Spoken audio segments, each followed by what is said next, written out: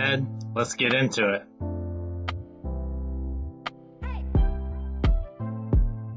Coming in at number 10, we have Mike Evans. To be honest, I think a lot of people expected more out of Evans last season. He saw decreases in almost every category and had the lowest yardage output of his career. Yeah, I worry about the Bucs offense, but this is Mike Evans we're talking about here. The guy is a physical freak. He's never been in a high-powered offense or needed a superstar quarterback to be great in the past. This is a 10-touchdown guy with upside to be a top 5 receiver, and I have no problem taking a guy like him in the late second or early third round.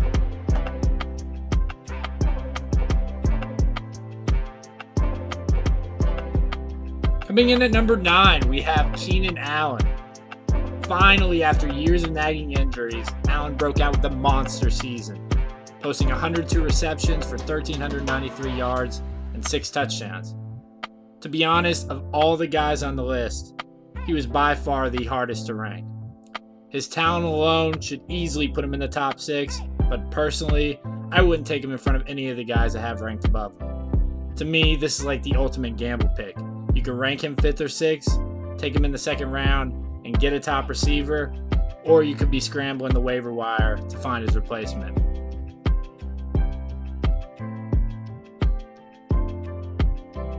Coming in at number 7, we have Doug Baldwin. Last season, Baldwin had respectable numbers, posting 75 receptions, 991 yards, and 8 touchdowns. The thing that's really exciting to me about him is his potential target share. The Seahawks parted ways with Graham and Richardson, who were 2nd and 3rd on the team in that category, which means that 116 number Baldwin had last year should jump up even higher. I don't know if he's as talented as some of the top guys, but he's a solid wide receiver 1 you can get in the 3rd round.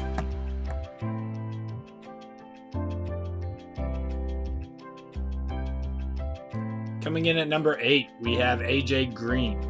Last season, Green had a solid year, posting 75 receptions for 1,078 yards and 8 touchdowns. Kind of feels like AJ Green is that reliable guy you can get in the 6 to 8 spot every year. He rarely ever misses any games. He always gets 100 plus targets, and he's only scored less than 6 touchdowns once in his career. He isn't flashy like Brown or Odell, and he doesn't play for a team that gets you excited. But when the season's over, the final numbers are out, he'll be right up there in the top 10, like he always is.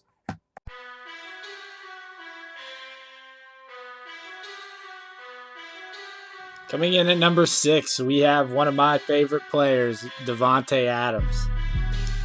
For the last maybe 7 or 8 years, I've been scouting guys coming out of college and then projecting them into the NFL. And I remember looking back at Derek Carr and Davante Adams and just being completely blown away by those two. I honestly believe this guy's going to be a household name after this year. He's fast, he's got good hands, and he's going to be playing in an offense with Aaron Rodgers. I mean, just the sheer fact that he is the number 1 receiver for the Packers is enough to justify spending a high pick on him. Right now, Adams is going in the late 2nd round.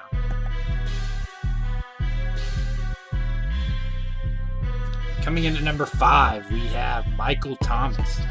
Last season, Thomas built on his impressive rookie year, racked up 104 catches, 1,245 yards, and 5 touchdowns.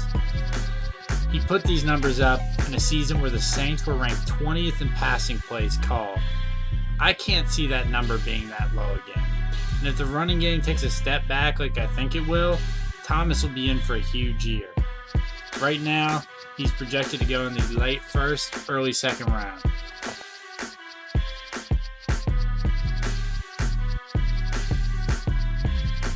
Coming in at number 4, we have Odell Beckham Jr.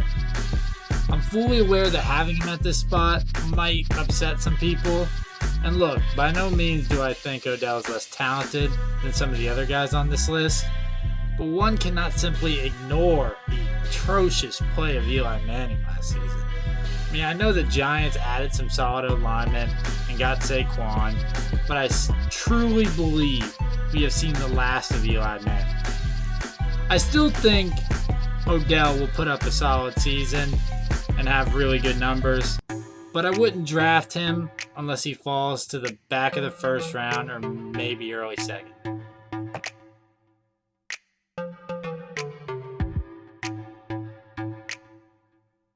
Coming in at number 3, we have Julio Jones. Seems like a lot of guys are more down on Jones than they have been in the past. Yeah, I know he had the contract dispute, and there were the rumors about retirement, but I wouldn't let the drama deter you. We're talking about one of the most explosive receivers in the NFL, who put up 88 receptions, 1,444 yards, and 3 touchdowns. As a Bucs fan, I want to think this is the end for Jones, but even I can't deny his greatness. Right now, Jones is projected as a late first-round pick.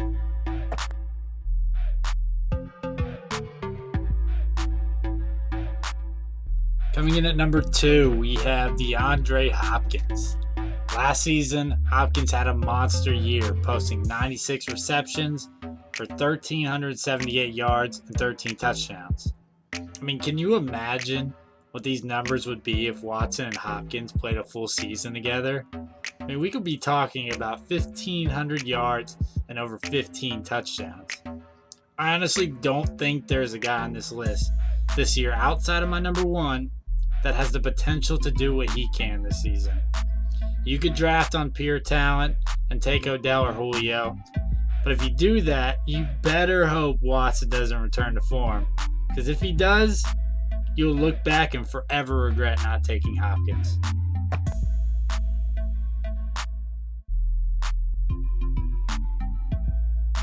Coming in at number 1, we have, you guessed it, Antonio Brown. I mean, what's there to say? The guy puts up Madden-type numbers year in and year out and seems to be the unanimous number 1 among all draft formats. In the last 5 years, he hasn't had less than 100 catches, 8 touchdowns, and 1,275 yards receiving. The guy is money in the bank. I wouldn't take him above my top 4 backs, but if you're at 5, you can seal up your wide receiver 1 spot and snag a few running backs in the 2nd or 3rd round. All right, guys, there you have it. Let me know in the comment section below what you think. And don't forget to hit that like and subscribe button. And thanks for watching.